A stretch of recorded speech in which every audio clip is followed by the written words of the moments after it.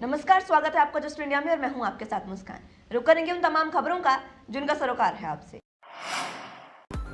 खबरों के प्रायोजक हैं आरोग्य मास्क लगाएं, कोरोना से सुरक्षित रहें। कमल चौक industries, a trusted school of chalk, manufacturers and suppliers of chalk, color chalk, duster, mask, sanitizer, etc. Asian colour coated Ispat limited, आपका विश्वास हमारी पहचान। मेडिफिर international, taken a step to keep you safe from corona virus. रंज किया showroom in Rohtak and Bahadurgarh. Showroom पर आएं, test drive लें और गाड़ी बुक कराएं। मुख्यमंत्री योगी आदित्यनाथ ने मंगलवार को देश के पहले गृह मंत्री सरदार वल्लभ भाई पटेल की पुण्यतिथि पर आज उनको नमन किया। हजरतगंज में सरदार पटेल की प्रतिमा पर पुष्पांजलि के बाद सीएम योगी आदित्यनाथ ने उनको देश की एकता और अखंडता का सूत्रधार बताया है। इस मौके पर कैबिनेट मंत्री ब्रजेश पाठक और बीजेपी लखनऊ के नेता भी मौजूद रहे। बता दें कि मुख्यमंत्री योगी आदित्यनाथ ने देश के पहले उप प्रधानमंत्री और गृह मंत्री सरदार वल्लभ भाई पटेल की पुण्यतिथि पर उनको विनम्र श्रद्धांजलि दी है।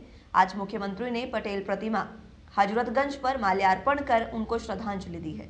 लौह पुरुष सरदार वल्लभ भाई पटेल जी के परिनिर्वाण दिवस पर आयोजित एक श्रद्धांजलि सभा में सम्मिलित सीएम योगी आदित्यनाथ ने कहा कि सरदार पटेल ही देश की एकता के सूत्रधार थे। वो किसी भी प्रकार के बंटवारे के पक्षधर नहीं थे। सरदार वल्लभ भाई पटेल ने भारत को एक सूत्र में बांधकर देश की एकता और अखंडता को अभेद्य कवच बनाया। मुख्यमंत्री ने कहा कि उत्थान और पतन किसी भी व्यक्ति के साथ राष्ट्र को भी प्रभावित करता है।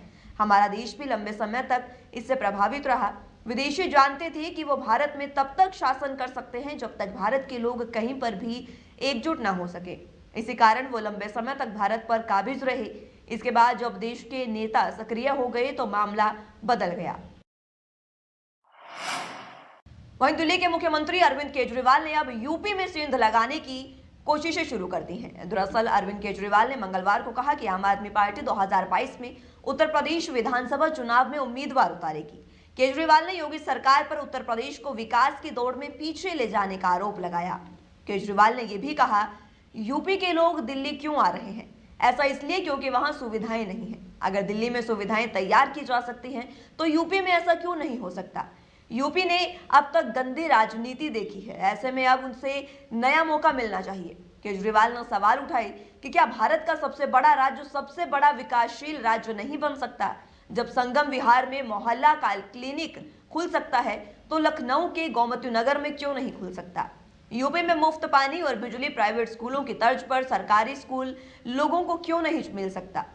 दिल्ली में यूपी में काफी लोग रहते हैं। हमारी अपील है कि उन्हें यूपी में भी दिल्ली जैसी सुविधाएं मिलनी चाहिए। उत्तर प्रदेश की जनता पुरानी राजनीति से त्रस्त हो गई है और अब आम आदमी पार्टी के साथ जनता खड़ी होगी। आम आदमी पार्टी ने दिल्ली में तीसरी बार सरकार बनाई है और दिल्ली में काम करके दिखाया है। दिल्ली के लोगों को मुफ्त बिजली पानी मिल रहा है, उन्हें मोहल्ला क्लिनिक से इलाज भी मिल रहा है।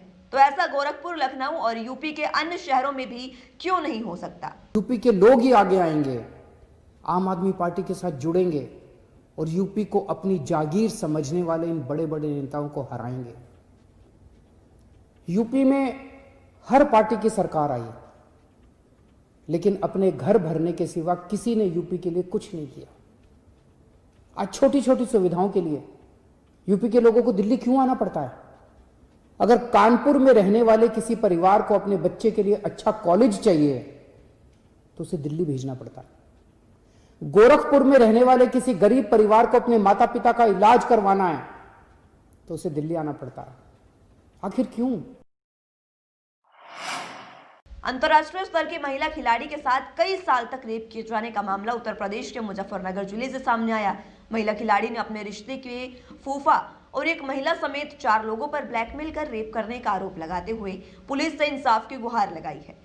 पुलिस ने मामले को गंभीरता से लेते हुए 3 लोगों के खिलाफ नामजद रिपोर्ट दर्ज की है। अब पुलिस आगे की कार्यवाही कर रही है।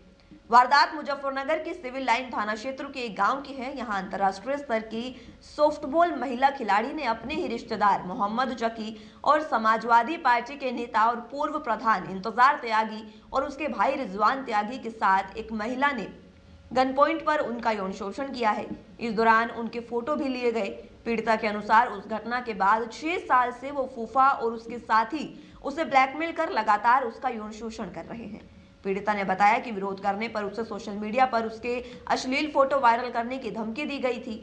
महिला खिलाड़ी ने पुलिस को बताया कि अब उन लोगों ने उसकी तस्वीरें सोशल मीडिया पर वायरल कर दी हैं। अब पीड़िता इन सब आरोपियों को सख्त से सख्त सजा दिलाना चाहती है। उत्तर प्रदेश के मेरठ में सोमवार रात एक भाई ने मामूली कहासुनी में बहन की हत्या कर दी। आरोपी कुत्तों की खरीद फरोख्त करता है। उसके पास 20 से ज्यादा कुत्ते हैं। इनके लिए वो बहन से हर दिन रोटी बनवाता था, लेकिन बहन ने एक दिन इनकार क्या किया और उस शख्स ने गोली मारकर अपनी बहन की हत्या कर दी। पुलिस ने बताया कि मेरठ की कैलाश वाटिका कॉलोनी में रहने वाले योगेंद्र कुमार बिल्डर हैं। वो यहाँ अपनी मां सरोज, बहन पारुल और छोटे भाई आशीष के साथ रहते हैं। सोमवार शाम करीब 7:30 बजे आशीष ने पारुल से कुत्तों के लिए रोटी बनाने को कहा। जब उसकी बहन ने मना किया तो दोनों के बीच बहस हो गई और रात 8 बजे के करीब आशीष ने रिवॉल्वर से बहन के सिर में पीछे से गोली मार दी। इसके बाद एक गोली सीने में भी मारी गई। उसने मौके पर ही दम तोड़ दिया। घटना के समय योगेंद्र दिल्ली में थे और उनकी मां घर पर ही मौजूद थी। गोली की आवाज सुनकर परिजन और आसपास के लोग मौके पर पहुंचे और पुलिस को सूचना दी। आरोपी को गिरफ्तार कर लिया गया है और पुलिस के मुताबिक आरोपी को कोई पछतावा नहीं है। उसने जुर्म भी कबूल लिया है। आज भवनपुर थाना क्षेत्र में एक व्यक्ति है आशीष नाम का, जिसकी उम्र लगभग 25 साल है। ये कैलाश वाटिका C ब्लॉक का रहने वाला है। इसके द्वारा अपनी बहन, जिसका नाम पारुल है, उम्र लगभग 23 साल के आसपास है, उसकी हत्या कर दी गई है। जो कारण निकल के आ रहा है वो इस तरह का है कि इस व्यक्ति ने 18-20 कुत्ते पाल रखे थे और रोज़ अपनी बहन से कहता था कि इनके लिए रोटियां बनाने के लिए, और बहन के द्वारा इसके लिए मना किया जाता था कि रोज़ रोज़ वो इतना नहीं कर सकती है। इसी बात पे आज बहन इसको डांट रही थी तो इसने आवेश में आके उसको गोली मार दी है, जिसमें उसकी हत्या हो गई। जहां एक और जिले भर में डीएम चंद्रभूषण सिंह के द्वारा पहले ही निषेधता के तहत धारा 144 लागू कर दी गई थी ताकि किसी भी तरह की छोटी घटना को बड़ा रूप ना मिल सके, लेकिन फिर भी हर रोज मारपीट के वीडियो सोशल मीडिया पर जमकर वायरल हो रहे हैं। कानून का खौफ इन समय दबंगों के दिलों में से गायब होता नजर आ रहा है। यही कारण है कि तमाम तरह की छोटी घटनाओं से ही बड़ी घटना को जन्म मिल जाता है। दरअसल पूरा मामला अलीगढ़ के कोतवाली इगलास के स्वास्थ्य केंद्र परिसर का है, जहां दो पक्षों में जमकर विवाद हो गया, जिसमें लात घूसे चले, साथ ही एक दूसरे पर बेल्टों की बौछार भी की गई। मात्र एक दूसरे पर अपना साम्राज्य स्थापित करने के लिए इस तरह की लड़ाई को अंजाम दिया गया। वही मारपीट की लाइव वीडियो किसी के द्वारा अपने फोन में कैद कर ली गई और उसके बाद ये वीडियो सोशल मीडिया पर तेजी से वायरल भी हो रही है। वहीं दूसरी ओर इलाका पुलिस का खौफ दबंगों में नजर नहीं आ रहा। अब देखना यह होगा कि क्या ऐसे उन्माद फैलाने वाले गुटों पर इलाका पुलिस कोई कार्रवाई अमल में लाएगी या नहीं। दिल्ली से सटे उत्तर प्रदेश के गौतम बुद्ध नगर जिले में मंगलवार सुबह स्कॉर्पियो और डंपर की आमने सामने से टक्कर हो गई। इस हादसे में 2 महिलाओं समेत 3 की मौत हो गई है, जबकि एक महिला और एक पुरुष घायल हैं। उन्हें कैलाश अस्पताल में भर्ती करवाया गया है। यह हादसा यमुना एक्सप्रेसवे पर हुआ। घायलों की हालत स्थिर बनी हुई है। जेवर थाना पुलिस के अनुसार एक सफेद रंग की स्कॉर्पियो आगरा से नोएडा जा रही थी, लेकिन ग्रेटर नोएडा में यमुना एक्सप्रेसवे पर रामपुर बांगर पुल के पास नोएडा की ओर से आ रहे अनियंत्रित डंपर ने डिवाइडर तोड़कर स्कॉर्पियो को सीधी टक्कर मार दी। टक्कर इतनी जोरदार थी कि स्कॉर्पियो बुरी तरह से क्षतिग्रस्त हो गई। हादसे की सूचना के बाद जेवर पुलिस मौके पर पहुंची है और सभी को स्कॉर्पियो से बाहर निकाला गया, लेकिन तब तक 3 की मौत हो चुकी थी। इंस्पेक्टर जेवर उमेश बहादुर ने बताया कि मृतकों और घायलों में 2 शख्स पिता और पुत्री हैं। बाकी सभी एक ही परिवार के हैं, लेकिन उनके बीच रिश्ता क्या है इसके बारे में परिवार के आने के बाद ही पता चल पाएगा। फिलहाल परिवार से संपर्क साधने का प्रयास किया जा रहा है। मामला जनपद जालौन के कुठून थाना क्षेत्र अंतर्गत हदरुक चौकी क्षेत्र बस्तेपुर पुल का है, जहां पर आज सुबह कोहरे के कारण अनियंत्रित होकर एक कार पुल की रेलिंग पर चढ़कर क्षतिग्रस्त हो गई और उसमें बैठे लोग भी चोटिल हो गए हैं। बताया जा रहा है कि कोहरा अधिक होने के कारण कार चला रहे चालक को रास्ता समझ में नहीं आया और वह पुल पर बनी रेलिंग पर रगड़ता हुआ उसके ऊपर चढ़ गया। हालांकि गनीमत ये रही कि कार पलटी नहीं, उसी में लटक कर वहां खड़ी होकर रह गई। वहीं अगर यहां पर कार पलटती तो एक बड़ा हादसा हो सकता था। फिलहाल किसी को भी ज्यादा गंभीर चोटें नहीं आई है। मौके पर पहुंची हदरुक चौकी पुलिस ने घायलों को इलाज के लिए अस्पताल में भर्ती करा दिया है। खबरों के प्रायोजक थे कमल चौक industries, a trusted school of chalk, manufacturers and suppliers of chalk, color chalk, slate pencil, duster, dustless chalk, housekeeping material, mask, sanitizer, hand wash. Office number 201, first floor, town centre mall, D park, model town, Rohtak.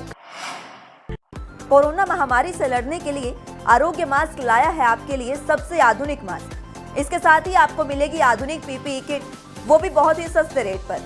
contact@arogyamask.com पर जाएं और हमसे संपर्क करें या फिर www.arogyamask.com से जुड़ें। इसके साथ ही आप हमें कॉल कर सकते हैं। हमारा पता है Anand international, plot number 181, Panipat, Haryana. Be Fast Fit, India's fastest growing fitness chain, now at Rohtak D Park.